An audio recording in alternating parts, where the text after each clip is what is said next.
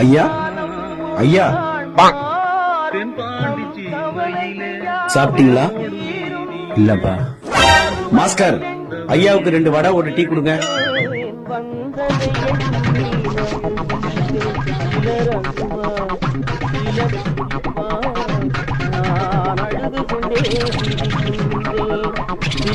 சாப்பிடுங்க ஐயா.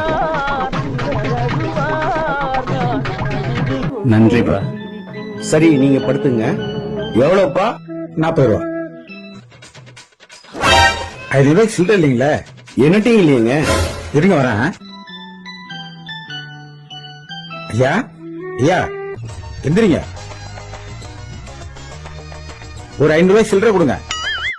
Oh no!